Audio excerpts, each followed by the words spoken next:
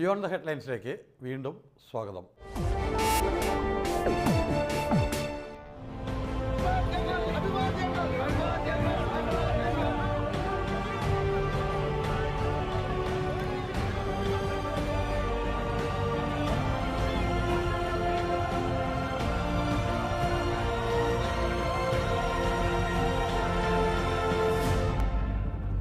അങ്ങനെ തെരഞ്ഞെടുപ്പ് ഫലം വന്നു. ഇടതുപക്ഷ ജനാധിപത്യ മുന്നണി വൻ ഭൂരിപക്ഷത്തിൽ വിജയിക്കുകയും ചെയ്തു.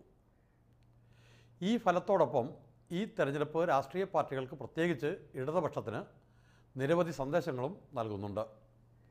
ആ സന്ദേശങ്ങളുടെ പൊരുൾ അന്വേഷിക്കുകയാണ് ബിയോണ്ട് ദി ഹെഡ്ലൈൻസ്. ആദ്യം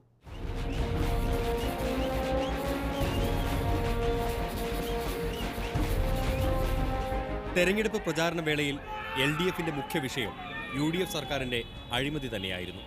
ഈ മന്ത്രിസഭയിലെ മന്ത്രിമാരെതിരെ ലോകായുക്തയിൽ രജിസ്റ്റർ ചെയ്തിട്ടുള്ള കേസുകൾ മാത്രമെടുത്താൽ മതി. എല്ലാം അഴിമതി കേസുകൾ തന്നെ. കേസുകളിലും ഉമ്മൻചാണ്ടി മുമ്പിൽ തന്നെ. അതോടൊപ്പം വർഗീയതയിലൂന്നിയ കേന്ദ്ര നയങ്ങളും അവർ ഉയർത്തി. ഈ രണ്ടു കാര്യങ്ങളും കേരള ജനത വളരെ ഗൗരവത്തോടെ പരിഗണിച്ചു എന്നതാണ് തെരഞ്ഞെടുപ്പ് ഫലം വ്യക്തമാക്കുന്നത്. UDFിന്റെ വികസന സംബന്ധിയായ അവകാശവാദങ്ങളെ ജനങ്ങൾ തള്ളിക്കളഞ്ഞു. അഴിമതിക്ക് ബദലാവാൻ വികസന വായ്ത്താരികൾക്ക് കഴിയില്ല എന്ന് ഒരിക്കൽ കൂടി തെളിഞ്ഞു. BJPയുടെ സഖ്യകക്ഷിയായ BDJSന്റെ പ്രചാരണ യോഗങ്ങളിൽ ജാതിസ്പർദ്ധയുടെ വിഷവിത്തുകൾ വിതയ്ക്കപ്പെട്ടു. പക്ഷേ ആ വിത്തുകൾക്ക് എളുപ്പത്തിൽ മുളപൊട്ടാവുന്ന മണ്ണല്ല കേരളമെന്നും കേരള ജനത തെളിയിച്ചു. മുൻകാലങ്ങളിൽ മതന്യൂനപക്ഷങ്ങളിൽപ്പെട്ട അല്ലെങ്കിൽ ഏതെങ്കിലും സമുദായത്തിൽപ്പെട്ട വ്യക്തികളോ കൂട്ടായ്മകളോ ഏതെങ്കിലും ഒരു മുന്നണിയെയോ പാർട്ടിയെയോ സർക്കാരിനെയോ പിന്തുണച്ചത് പ്രതിഫലമായി എന്തെങ്കിലും കിട്ടാൻ വേണ്ടിയിട്ടായിരുന്നു. ഇന്നതല്ല. ഇന്ന് കേരളത്തിലെയും ഇന്ത്യയിലെയും മതന്യൂനപക്ഷങ്ങളുടെ മനസ്സിൽ ഉരുത്തിരിഞ്ഞു വന്നിട്ടുള്ള, ഉളവായിട്ടുള്ള വളരെ തീക്ഷ്ണമായ ചില ഭയങ്ങൾ, ചില ഭീതികൾ, അതിൻ്റെ അടിസ്ഥാനത്തിലാണ് ഒരു സുരക്ഷിതത്വത്തിന് വേണ്ടിയും അടിസ്ഥാനപരമായി മതേതരത്വത്തിന് വേണ്ടിയിട്ടുമുള്ള ഒരു മുറവിളിയാണ് ഈ വോട്ടിൽ കൂടെ അവർ നടത്തിയിരിക്കുന്നത്. അഴിമതി നടന്നു എന്ന് ബോധ്യമായാൽ പിന്നെ കക്ഷി രാഷ്ട്രീയ പരിഗണനകൾക്കൊക്കെ അപ്പുറത്ത് അതിനോട് പ്രതികരിക്കാൻ ജനത ധീരമാണ്. അതും കേരളത്തിൽ പ്രവർത്തിച്ചിട്ടുണ്ട്.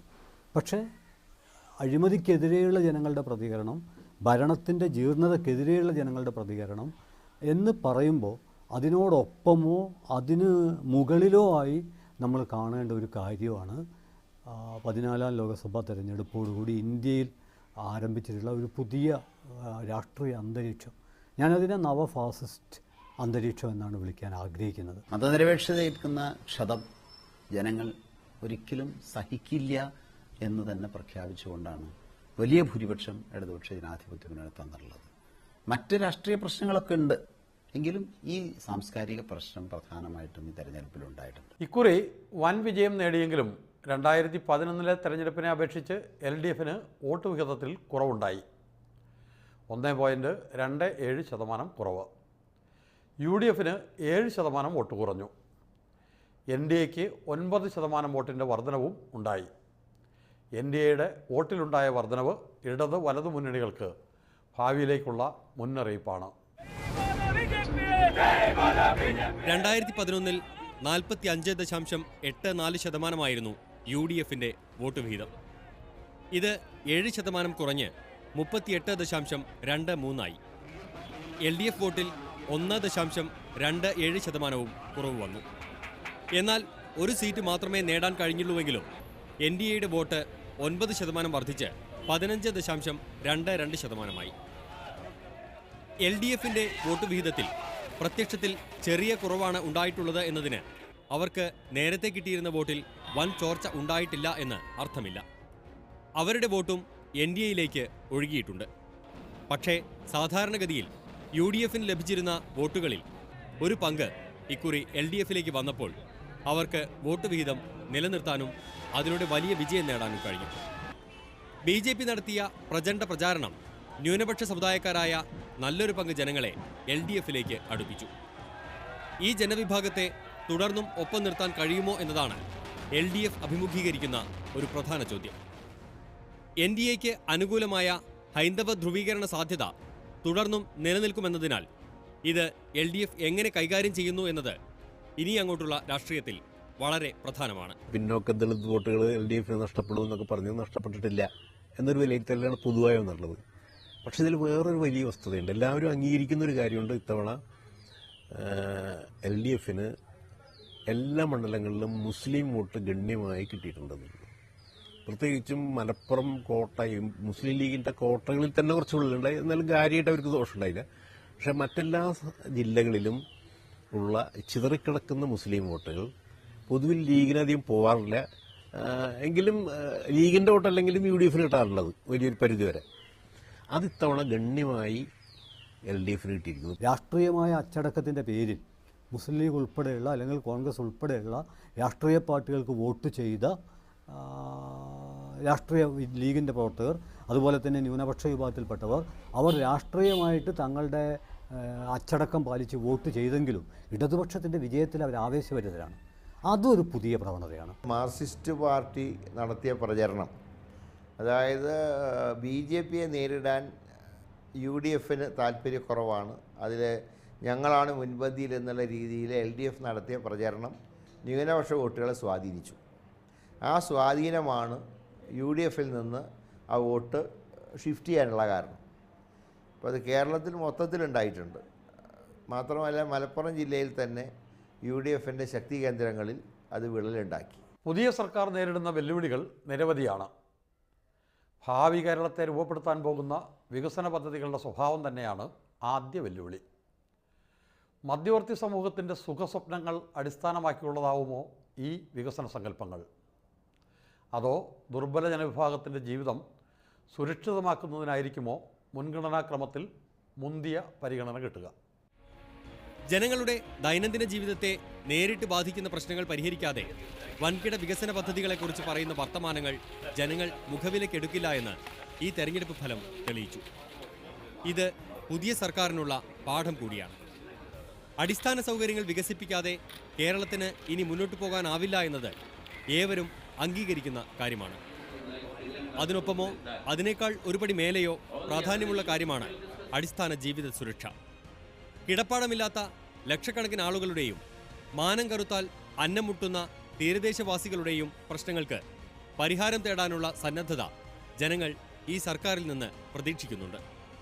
മറ്റ് സർക്കാരുകളുമായി തട്ടിച്ചു നോക്കുമ്പോൾ ഇടതുപക്ഷ സർക്കാരിൻ്റെ കാലത്ത് അടിസ്ഥാന വർഗത്തിന് ഭൂമി കൊടുക്കുന്ന കാര്യത്തിൽ, ഭൂമി കണ്ടെത്തുന്ന കാര്യത്തിൽ, അത് വിതരണം ചെയ്യുന്ന കാര്യത്തിൽ, ഒപ്പം ഗൃഹനിർമ്മാണം പോലെയുള്ള EMS ഭവന പദ്ധതി പോലെയുള്ള ഗാർഹിക നിർമ്മാണ പദ്ധതികളുടെ കാര്യത്തിലൊക്കെ തന്നെ ഒരു കുതിച്ചുകയറ്റം അത് കണ്ടിട്ടുണ്ട്.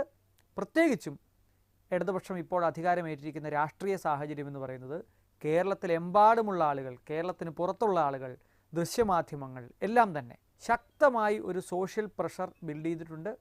ആ സാമൂഹികമായ പ്രഷറിൻ്റെ അടിസ്ഥാനത്തിൽ തീർച്ചയായിട്ടും ഈ സർക്കാരിന് അടിസ്ഥാന വികസനത്തിൻ്റെ കാര്യത്തിൽ സാധാരണക്കാർക്ക് നീതി ലഭ്യമാക്കേണ്ടി വരും. AKG പഠന കേന്ദ്രം നടത്തിയ പഠന കോൺഗ്രസ്സിലെ രേഖകൾ പരിശോധിച്ചപ്പോൾ അതിൽ പ്രസൻറ്റ് ചെയ്ത പേപ്പർ, അതിൻ്റെ അബ്സ്ട്രാക്റ്റ് 3 വോള്യങ്ങളിലായി പ്രസിദ്ധീകരിച്ചത് വായിച്ചപ്പോൾ മനസ്സിലാകുന്നത് വ്യക്തമായ ഒരു അതിൻ്റെ അവസ്ഥാചിത്രം വളരെ വ്യക്തമായി വരച്ചു കാട്ടിയിട്ടുണ്ട് ഈ പഠന റിപ്പോർട്ടുകളിലെല്ലാം തന്നെ.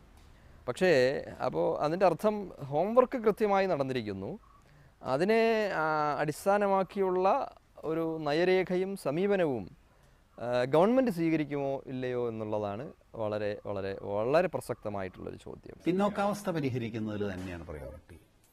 ഇടതുപക്ഷ വികസനം എന്ന് പറയുന്നതിൽ ഇന്ത്യയുടെ സാഹചര്യത്തിൽ നിന്നുകൊണ്ട് ഞാൻ നേരത്തെ പറഞ്ഞ പോലെ ഒരു ബദൽ വികസനത്തിൽ എപ്പോഴും പാർശ്വവൽക്കരണം ഇല്ലാതാക്കുക, ആദിവാസികൾ, പട്ടികജാതിക്കാർ, അവർക്കൊക്കെ ഇന്നുള്ള അവസ്ഥയിൽ നിന്നും മുഖ്യധാരയിലേക്ക് കടന്നു വരുവാനുള്ള സാഹചര്യം ഉണ്ടാക്കിക്കൊണ്ട് ഒരു മുഖ്യധാരയിൽ എല്ലാവരെയും ഉൾപ്പെടുത്തിക്കൊണ്ടുള്ള ഒരവസ്ഥ സൃഷ്ടിക്കുക, ഇതായിരിക്കും പ്രധാനമായിട്ടും ഇടതുപക്ഷം ചെയ്യുക. ഇതുപോലെ തന്നെ പ്രധാനമായിരിക്കും ഈ സർക്കാരിൻ്റെ പരിസ്ഥിതി നയവും.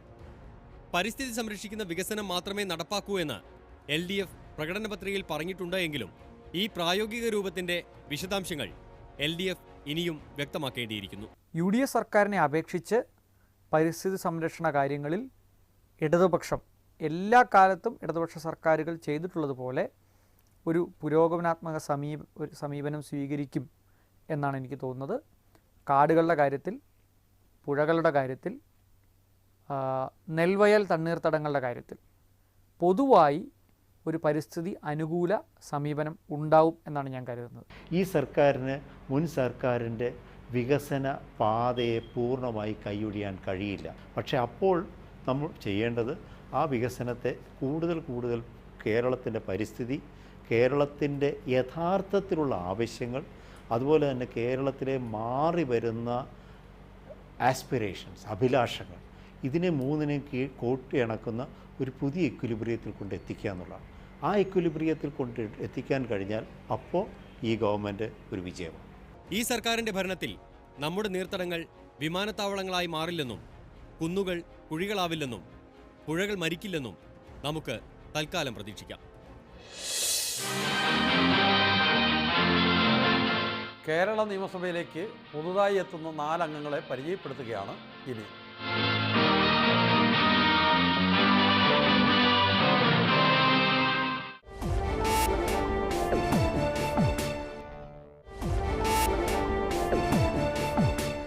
കേരള നിയമസഭയിലേക്ക് പുതുതായി എത്തുന്ന 4 അംഗങ്ങളെ പരിചയപ്പെടുത്തുകയാണ് ഇനി.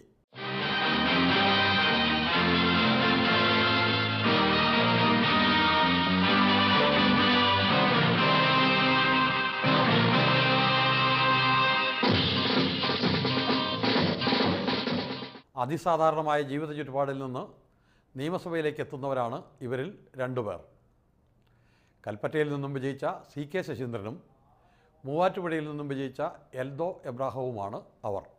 ചെറുകുന്നുമ്മൽ കൊട്ടയാട്ട് ശശീന്ദ്രൻ എന്ന ഈ ചെറിയ മനുഷ്യന്റെ വിജയത്തിന് പിന്നിൽ ഒരു പ്രദേശത്തെ സാധാരണക്കാരുടെ മുഴുവൻ പ്രതീക്ഷകളുണ്ട്. ലളിത ജീവിതം നയിക്കുന്ന കർഷകൻ, കക്ഷിഭേദമില്ലാതെ ആർക്കും സമീപിക്കാവുന്ന നാട്ടുകാരിൽ ഒരാൾ.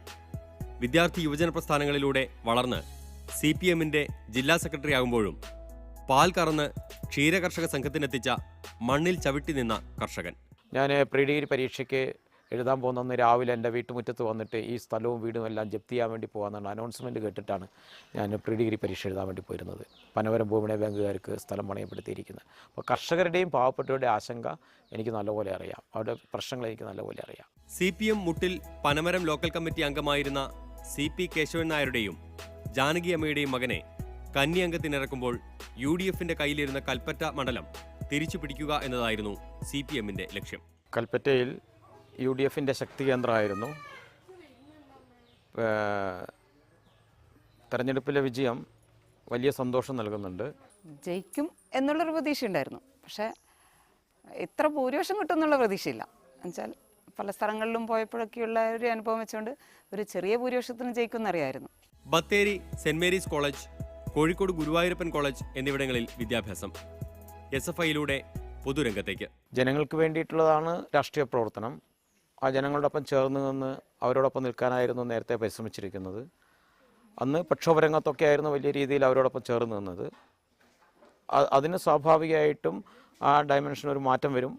ഭരണപരമായിട്ട് ജനങ്ങളോടൊപ്പം നിൽക്കേണ്ട ഉത്തരവാദിത്വം നിർവഹിക്കാൻ വേണ്ടി കഴിയും. എന്തൊരു ആവശ്യം ഉണ്ടെങ്കിലും ഞങ്ങൾ ഇപ്പോൾ രാഷ്ട്രീയമൊന്നുമില്ലാണ്ട് നോക്കാണ്ട് മുപ്പത് അത് അപ്പോൾ രാത്രിയായാലും വേണ്ടില്ല, പകലായാലും വേണ്ടില്ല, ഞങ്ങൾക്കൊക്കെ വേണ്ടി അങ്ങേറ്റം ഒരു ഉപകാരം ചെയ്യുന്ന ഒരാളാണ്. ശശിയേട്ട വിജയത്തിൽ ഞങ്ങൾക്കൊക്കെ വല്ല ആഹ്ലാദമാണ്. ഞാനൊരു രാഷ്ട്രീയം വേറെയാണ് എങ്കിലും ആദിവാസികളുടെയും കർഷകരുടെയും തോട്ടം തൊഴിലാളികളുടെയും ജീവിത നിലവാരം മെച്ചപ്പെടുത്തുന്ന കാര്യത്തിലായിരിക്കും പ്രധാന പരിഗണനയെന്ന് CK ശശീന്ദ്രൻ ഉറപ്പിച്ചു പറയുന്നു. അടിസ്ഥാന സൗകര്യ വികസനത്തോടൊപ്പം സാധാരണക്കാർക്ക് ജീവിക്കാനുള്ള സാഹചര്യവും ഉണ്ടാകണമെന്നാണ് ശശീന്ദ്രന്റെ സ്വപ്നം. ഒപ്പം വയനാടിന്റെ പരിസ്ഥിതിയെക്കുറിച്ചുള്ള കരുതലും. ശശീന്ദ്രനോട് ഏറെ അടുത്തു നിൽക്കുന്ന ജനപ്രതിനിധിയാണ് മൂവാറ്റുപുഴയിലെ എൽദോ എബ്രഹാം. ഒരുപക്ഷെ ശശീന്ദ്രനേക്കാൾ സാമ്പത്തിക സാഹചര്യങ്ങളിൽ ഏറെ പിറകിൽ. വീട്ടിലേക്ക് ഒരു വഴിയില്ല. കഷ്ടിച്ച് 400 സ്ക്വയർ ഫീറ്റ് മാത്രമുള്ള വീട്. തൃക്കളത്തൂർ മേപ്പുറത്ത് വീട്ടിൽ എബ്രഹാമിന്റെയും ഏലിയാമ്മയുടെയും 4 മക്കളിൽ മൂന്നാമനായ എൽദോയ്ക്ക് ദാരിദ്ര്യവും രോഗവും വെല്ലുവിളിച്ച ദുരിത ബാല്യമാണ് കൂട്ടിനുണ്ടായിരുന്നത്. പാടത്തും പറമ്പിലും കൂലിവേല ചെയ്താണ് എബ്രഹാം മക്കളെ വളർത്തിയത്. 1992 10ാം ക്ലാസ്സിൽ പരീക്ഷ എഴുതാൻ തയ്യാറെടുക്കുന്നതിന് തൊട്ട് മുൻപാണ് പിന്നെ എൻ്റെ ശരീരത്തിലൊരു മാരകമായ ഒരു അസുഖം എനിക്ക് പിടിപെട്ടു. എൻ്റെ ശരീരം മുഴുവൻ പഴുത്തൊരു അസുഖം എനിക്ക് പിടിപെട്ടു. അങ്ങനെ ഒരു സൂചി കുത്താൻ പോലും ഇടമില്ലാതെ ശരീരത്തിൽ എല്ലായിടത്തും ഒന്ന് പഴുത്തു. അപ്പോൾ എൻ്റെ മുത്തശ്ശിയാണ് അന്ന് നാടൻ ചികിത്സയൊക്കെ നൽകി എന്നെ ഇതേ വീട്ടിൽ, പിന്നെ തൊട്ടപ്പുറത്ത് വീടിൻ്റെ അങ്ങേവശത്ത് ഇരുത്തി അവരുടെ കുറേ ചികിത്സ, നാടൻ ചികിത്സ, വീട്ടിൽ നമുക്ക് സാധാരണ ചെയ്യുന്ന കുറേ ചികിത്സ അല്ലെങ്കിൽ പക്ഷേ അസുഖം ഭേദപ്പെടുന്നുണ്ടായിരുന്നില്ല. പഴുപ്പെല്ലാം ക്ലീൻ ചെയ്യുന്നതിനിടയിലാണ് എൻ്റെ സമീപത്തുള്ള ഗോപാലൻ എന്ന പേരുള്ള ഒരു മനുഷ്യൻ ഇതിൽ കടന്നു വന്നു. ഇവിടെ ഉള്ള വസ്ത്രം എന്നെ ഇടിയിച്ച് പിന്നെ തൊട്ടപ്പുറത്തുള്ള കവലയിൽ കൊണ്ടുപോയി. ആ കവലയിൽ ചെന്ന് കവലയിലുള്ള ആളുകളോട് 5 രൂപയും 10 രൂപയും അന്ന് ശേഖരിച്ച്, 5 രൂപ 10 രൂപ അന്ന് മൂല്യം ഉള്ളതുകൊണ്ട് കളക്ട് ചെയ്ത് എന്നെ ഒരു 3-4 ആവർത്തി പിന്നെ ആശുപത്രിയിൽ കൊണ്ടു നടന്ന് ആയുർവേദ ചികിത്സയായിരുന്നു. അതുകൊണ്ട് ഒരു മാസത്തിലേറെ എടുത്തു എൻ്റെ അസുഖമൊക്കെ ഭേദപ്പെടാൻ. രാഷ്ട്രീയ ചലനങ്ങൾ അപ്പോൾ അറിയാൻ വീട്ടിൽ TV ഇല്ല. മകന്റെ വിജയവാർത്ത അച്ഛനമ്മമാർ അറിഞ്ഞത് അയൽപക്കത്തെ വീട്ടിൽ നിന്ന്. വിദേശത്ത് ജോലി ചെയ്യുന്ന മൂത്ത സഹോദരിയാണ് ആകെയുള്ള കൈത്താങ്ങ്. ഒരു സഹോദരന് നൽകാവുന്ന ഇതിൻ്റെ അങ്ങേയറ്റത്തെ പിന്തുണ ഈ കഴിഞ്ഞ 24 വർഷം അവർ നൽകിയിട്ടുണ്ട്. അവരുടെ വരുമാനത്തിൻ്റെ ഒരു പോർഷൻ സ്വന്തം സഹോദരന് വേണ്ടി കഴിഞ്ഞ 24 വർഷക്കാലം മാറ്റിവെച്ചു. അപ്പോൾ അതുകൊണ്ട് വരുമാനം എന്തെങ്കിലും ഉണ്ടോ എന്നുള്ള ചോദ്യം ചോദിച്ചാൽ 0 എന്നാണ് അർത്ഥം. കുടുംബ പ്രാരാബ്ധങ്ങൾക്കും രാഷ്ട്രീയ പ്രവർത്തനത്തിനുമിടെ ഡിഗ്രി പഠനം പൂർത്തിയാക്കാനായില്ല എൽദോയ്ക്ക്. വിദ്യാർത്ഥി രാഷ്ട്രീയത്തിലൂടെ നിയമസഭയുടെ പടി കയറുന്ന എൽദോയ്ക്ക് പ്രായം 40-നോട് അടുത്തുവെങ്കിലും പ്രാരാബ്ധങ്ങൾക്കിടയിൽ വിവാഹവും വേണ്ടെന്ന് വെച്ചിരിക്കുകയാണ്. കർഷക കുടുംബത്തിൽ നിന്ന് വരുന്നതിനാലും കാർഷിക മേഖല ഉൾപ്പെടുന്ന മണ്ഡലത്തിന്റെ പ്രതിനിധിയായതിനാലും കാർഷിക മേഖല തന്നെയാണ് എൽദോ പരിഗണന നൽകുന്ന പ്രധാന മേഖല. വിദ്യാർത്ഥി രാഷ്ട്രീയത്തിൽ നിന്നും നേരെ നിയമസഭയിലേക്ക് എത്തുകയാണ് വൈക്കത്തു നിന്നും വിജയിച്ച CK ആശ. JNUവിൽ രാഷ്ട്രീയത്തിൻ്റെ ആദ്യപാഠം പൂർത്തിയാക്കി നിയമസഭയിലേക്ക് എത്തുന്ന റോജി ജോണിന് സഭാപ്രവർത്തനത്തെക്കുറിച്ച് ധാരാളം നവസ്വപ്നങ്ങൾ ഉണ്ട്. 2 പതിറ്റാണ്ടായി CPI വൈക്കം മണ്ഡലം കമ്മിറ്റി ഓഫീസ് ചാർജ് വഹിക്കുന്ന K. ചെല്ലപ്പൻ എന്ന റിട്ടയർഡ് സർക്കാർ ആശുപത്രി ജീവനക്കാരൻ്റെയും ഭാസുരാംഗിയുടെയും മകളായ CK ആശ കന്നി അംഗത്തിൽ 24,584 വോട്ടുകളുടെ ഭൂരിപക്ഷവുമായാണ് നിയമസഭയിലേക്ക് പടികയറുന്നത്. മൂല്യങ്ങൾ കൈവിടാതെ പൊതുപ്രവർത്തന രംഗത്തുള്ള അച്ഛനാണ് ആശയുടെ രാഷ്ട്രീയ ചൂടുവെപ്പിന് പിന്നിൽ. കുടുംബം തന്ന പിന്തുണയും പാർട്ടി ഉത്തരവാദിത്വങ്ങളെക്കുറിച്ചുള്ള ബോധ്യവുമുണ്ട് ആശയ്ക്ക്. അച്ഛനൊരു രാഷ്ട്രീയ പ്രവർത്തകനും പൊതുപ്രവർത്തകനും ആയതുകൊണ്ട് തന്നെ കുടുംബത്തിൽ നിന്ന് എനിക്ക് വലിയൊരു പിന്തുണയാണ് ലഭിച്ചിട്ടുള്ളത്. പിന്നെ അച്ഛനിൽ നിന്ന് എല്ലാപ്പോഴും ഉപദേശങ്ങൾ തരേണ്ട ആവശ്യമില്ല. കാരണം അച്ഛനെ കണ്ടു പഠിച്ചാൽ മാത്രം മതിയായിരുന്നു ഞങ്ങൾക്ക്. എൻ്റെ ജീവിതത്തിൽ എനിക്കുണ്ടായിട്ടുള്ള ഏറ്റവും അഭിമാനമായ ഒരു കാര്യം 1991 CPI പാർട്ടി ടിക്കറ്റിൽ നിയമസഭയിലേക്ക് മത്സരിക്കാൻ ആവശ്യപ്പെട്ടിട്ടും കുടുംബത്തിന്റെ ഉത്തരവാദിത്വം മൂലം സീറ്റ് വേണ്ടെന്ന് വെക്കുകയായിരുന്നു. ആശുപത്രിയിലെ ജോലിയിൽ നിന്ന് ലഭിക്കുന്ന ശമ്പളം കൊണ്ട് കുടുംബം പുലർത്തിപ്പോന്ന ചെല്ലപ്പന് അന്ന് അത് സാധ്യമല്ലായിരുന്നു. എൻ്റെ അന്നത്തെ അവസ്ഥ വെച്ചുകൊണ്ട് എന്നെ ഒഴിവാക്കണമെന്ന് ഞാൻ പറഞ്ഞു. അവസ്ഥയെന്ന് പറഞ്ഞാൽ ഞാൻ ആരും ഒന്നുമല്ലാത്തൊരാളാണ്. ഇപ്പോഴും അതെ, അന്നും അതെ. അപ്പം ഒരു 8 വർഷം കൂടി സർവീസിലുള്ളതുകൊണ്ട് റിസൈൻ ചെയ്തിട്ട് ഞാൻ സ്ഥാനാർത്ഥിയാകില്ല എന്ന് എൻ്റെ പാർട്ടിയോട് എനിക്ക് പറയേണ്ടി വന്നു. വിദ്യാർത്ഥി രാഷ്ട്രീയത്തിലൂടെ പൊതുരംഗത്ത് വന്ന ആശ കൊതവറ സെന്റ് സേവിയേഴ്സ് കോളേജിലെ യൂണിയൻ ഭാരവാഹിയായിരുന്നു. AIYF സംസ്ഥാന കൗൺസിൽ അംഗം. പൊതുപ്രവർത്തന രംഗത്ത് സജീവമായപ്പോഴാണ് വിവാഹം. ജലഗതാഗത വകുപ്പിലെ ജീവനക്കാരനാണ് ഭർത്താവ് KR രാജേഷ്. ഡിഗ്രിക്ക് പഠിക്കുന്ന സമയത്ത് അവിടുത്തെ വൈസ് ചെയർമാൻ സ്ഥാനത്തേക്ക് മത്സരിച്ച് ASFI അലയൻസിൽ മത്സരിച്ച് ആദ്യമായിട്ട് കൊതവറ കോളേജിൽ ഒരു ഇടതുപക്ഷ വിദ്യാർത്ഥി പ്രസ്ഥാനത്തിനൊരു സീറ്റ് ലഭിച്ച വർഷമായിരുന്നു അത്. അവിടെ മുതലാണ് എൻ്റെ പൊതുപ്രവർത്തനം അല്ലെങ്കിൽ രാഷ്ട്രീയ പ്രവർത്തനം തുടങ്ങുന്നത്. പുതിയ ചൂടുവെക്കുമ്പോൾ കാർഷിക മണ്ഡലമായ വൈക്കത്തിന്റെ സമഗ്ര വികസന സ്വപ്നങ്ങളും വനിതകളുടെ ക്ഷേമവുമെല്ലാം ആശയുടെ മനസ്സിലുണ്ട്. സഭയിലെത്തുന്ന ചെറുപ്പക്കാരുടെ പട്ടികയിൽ NSU നേതാവ് റോജി M. ജോണുമുണ്ട്. കണ്ണൂരിലെ ആലക്കോട്ടെ കുടിയേറ്റ കുടുംബത്തിൽ നിന്നാണ് റോജിയുടെ വരവ്. ആലക്കോട്ടെ കൃഷിയെല്ലാം അവസാനിപ്പിച്ച് റോജിയുടെ പഠനത്തിനാണ് 8 വർഷം മുൻപ് കുടുംബം ആലുവ അത്താണിയിലെ കുറുമശ്ശേരിയിലേക്ക് താമസം മാറിയത്. സ്കൂൾ പഠനകാലം മുതൽക്ക് തന്നെ KSUവിൽ സജീവമായി. പിന്നീട് ഹൈദരാബാദ് യൂണിവേഴ്സിറ്റിയിലും JNUവിലും ഉപരിപഠനം. 2 യൂണിവേഴ്സിറ്റികളിലെയും അനുഭവം റോജിക്ക് രാഷ്ട്രീയ ഇടപെടലുകൾക്ക് കരുത്തേകി.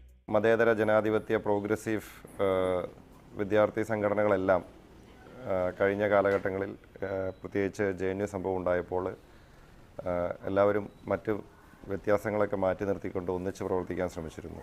അതുപോലെ തന്നെ ഹൈദരാബാദ് യൂണിവേഴ്സിറ്റി രോഹിത് വെമുലയുടെ ആത്മഹത്യയുമായി ബന്ധപ്പെട്ടുണ്ടായ വിഷയങ്ങളിലുമൊക്കെ രാജ്യത്താകമാനം പല വിദ്യാർത്ഥി സംഘടനകളും ഒന്നിച്ചു നിന്ന് കൂട്ടായി പ്രവർത്തിച്ചിരുന്നു. റോജിയുടെ രാഷ്ട്രീയ പ്രവർത്തനത്തോട് രക്ഷിതാക്കൾക്ക് ആദ്യകാലങ്ങളിൽ എതിർപ്പുണ്ടായിരുന്നു. പഠിത്തത്തിന് മുൻതൂക്കം കൊടുക്കാൻ വേണ്ടി ഞങ്ങൾ ഹൈദരാബാദ് സെൻട്രൽ യൂണിവേഴ്സിറ്റിയിലേക്ക് അവൻ്റെ ശ്രമം കൊണ്ടിട്ട് അവനെ അവിടെ കിട്ടി. അവിടെയും രാഷ്ട്രീയവും പഠിത്തവും ഒരുപോലെയാണ് കൊണ്ടുപോയിക്കൊണ്ടിരുന്നത്. പിന്നെ നമ്മൾ ഇവൻ്റെ ഇഷ്ടമുള്ളത് ഇവനും തിരഞ്ഞെടുക്കട്ടെ എന്ന് വിചാരിച്ച് നമ്മൾ പിന്നെ പ്രത്യേകിച്ച് ഒന്നും അത്ര വാണിംഗ് കൊടുക്കാൻ പോയില്ല. പ്രായം 35 കഴിഞ്ഞിട്ടും അവിവാഹിതനായി തുടരുന്ന റോജിക്ക് പ്രചാരണത്തിനിടെ തേടി വന്ന കല്യാണാലോചനകളും നിരവധി. തെരഞ്ഞെടുപ്പ് വിജയം ആഘോഷിക്കാൻ ഇംഗ്ലണ്ടിലുള്ള സഹോദരിയും കുടുംബവും നാട്ടിലെത്തി. യുവാക്കൾക്ക് ഗുണം ചെയ്യുന്ന പദ്ധതികൾക്കായി സഭയിൽ ഇടപെടൽ നടത്താനാണ് റോജിയുടെ തീരുമാനം. ഞാൻ മാത്രമല്ല, നിരവധിയായിട്ടുള്ള യുവ MLA-മാർ വന്നിട്ടുണ്ട്. അതുകൊണ്ട് സ്വാഭാവികമായിട്ടും യുവാക്കളുടെ പ്രശ്നങ്ങളൊക്കെ കൂടുതലായിട്ട് സഭയിൽ ഉന്നയിക്കുവാനും അതൊക്കെ അഡ്രസ്സ് ചെയ്യാനും ഒക്കെ ശ്രമിക്കുന്നതായിരിക്കും. അധികാരത്തിന്റെയും സമ്പത്തിന്റെയും കരുത്തിലല്ല ഈ പുതുമുഖങ്ങൾ നിയമസഭയിലെത്തുന്നത്. അതുകൊണ്ട് തന്നെ സാധാരണക്കാരുടെ അടിസ്ഥാന പ്രശ്നങ്ങൾ ഉയർത്തിപ്പിടിക്കാൻ ഇവർക്കാവുമെന്നാണ് രാഷ്ട്രീയ കേരളത്തിന്റെ പ്രതീക്ഷ. ഖസാക്ക് കളിച്ചിടത്തെല്ലാം ഒരു വല്ലാത്തൊരു ഓണർഷിപ്പ് ഉണ്ടാവുന്നു കാഴ്ചക്കാരൻ്റെ പക്ഷത്തു നിന്ന്. അത് വളരെ ഒരു സാമ്പ്രദായികമായിട്ടുള്ള കാര്യമല്ല.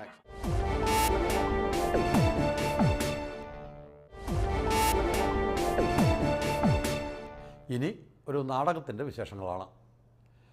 മലയാളത്തിൻ്റെ പ്രിയപ്പെട്ട ഖസാക്കിൻ്റെ ഇതിഹാസത്തിന് പുതിയ രംഗഭാഷ്യം ചമച്ച ദീപൻ ശിവരാമൻ തൻ്റെ ഖസാക്ക് അനുഭവങ്ങൾ ബിയോണ്ട് ദി ഹെഡ്ലൈൻസുമായി പങ്കുവെക്കുന്നു. തസ്രാക്ക് അഥവാ ഖസാക്ക് നമുക്ക് ചുറ്റിലും രൂപം കൊള്ളുകയാണ്. നാടകാരംഭത്തിൽ കത്തിച്ച ചൂട്ടുമായി കഥാപാത്രങ്ങൾ വേദിയിലേക്കെത്തുന്നു. രവിയും മൈമുനയും അള്ളാപ്പിച്ചമലാക്കയും അപ്പുക്കിളിയും ആസ്വാദകരുടെ അരികിലേക്ക്. വാക്കിൻ്റെ പറയുന്ന സംഗതിനെ എങ്ങനെയാണ് ഫിസിക്കൽ ഫോമിലേക്ക് മാറ്റുക, ഫിസിക്കൽ ഇമേജായിട്ട് മാറ്റുക. നാടകം കാണുമ്പോൾ പറയാൻ പറ്റും. അത് തുടർച്ചയായിട്ട് കുറച്ച് വാക്കുകളേ ഉള്ളൂ ഈ നാടകത്തിനകത്ത്. തുടർച്ചയായിട്ടുള്ള ദൃശ്യങ്ങളും ഇനാക്ടിമെൻറ്റുകളും ഒക്കെയാണ്. അതൊരു നമ്മുടെ റിച്വലൊക്കെ കാണുന്ന പോലെയാണ്. ഒരു 3-3.5 മണിക്കൂർ സമയം ഉണ്ടെങ്കിൽ തന്നെ നമ്മൾ അറിയില്ലാത്ത സമയം കടന്നു പോകുന്നത്. കാരണം ഒരു നെറേറ്റീവ്, നമ്മൾ സാധാരണ ഒരു കൺവെൻഷണലായിട്ട് നെറേറ്റീവ് ഘടന ഉണ്ടാവല്ലോ, കഥ പറഞ്ഞ് അവസാനിപ്പിക്കുന്ന രീതി. അങ്ങനത്തെ ഘടനയല്ലാതെ ഇത് കുറച്ച് ഫ്രാഗ്മെന്റഡ് ആയിട്ടുള്ള നെറേറ്റീവാണ്. കേരളത്തിൽ വലിയ രീതിയിൽ പ്രയോഗിക്കപ്പെട്ടിട്ടില്ലാത്ത സീനോഗ്രാഫിയാണ് ഖസാക്കിന്റെ ഇതിഹാസത്തിൽ. നിശ്ചിത ഇടത്തിലും തലത്തിലുമുള്ള പ്രൊസീനിയം രീതിയിൽ നിന്ന് മാറി സഞ്ചരിക്കുന്നു ഖസാക്കുകാർ.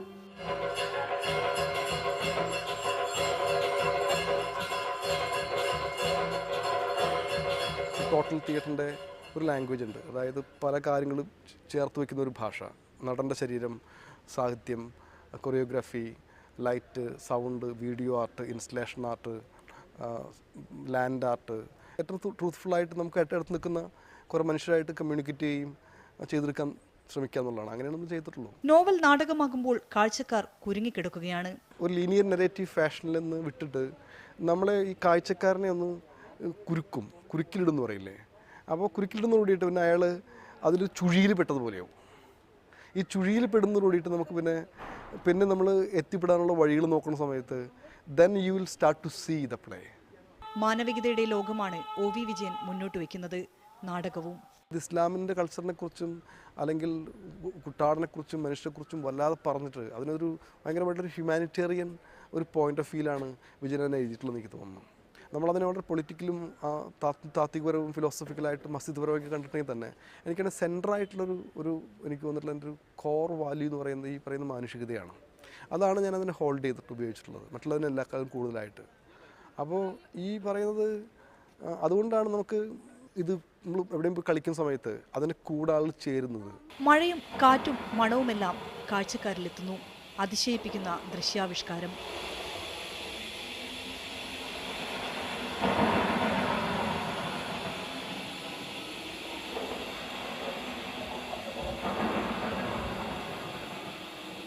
എത്തുന്നിടത്തെല്ലാം സാംസ്കാരികോത്സവമാണ് ഖസാക്ക് എന്ന നാടകം. വളരെ നേരം ക്ഷമയോടെ കാത്തുനിന്ന് ആസ്വാദകർ വേദിയിലേക്ക് എത്തുന്ന കാഴ്ച മറ്റൊരു നാടകത്തിനും ലഭിച്ചിട്ടുണ്ടാകില്ല.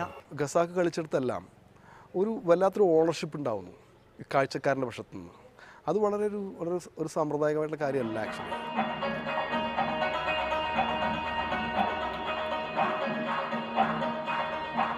തൃക്കരിപ്പൂർ KMA കലാസമിതിയാണ് നാടകം അവതരിപ്പിക്കുന്നത്.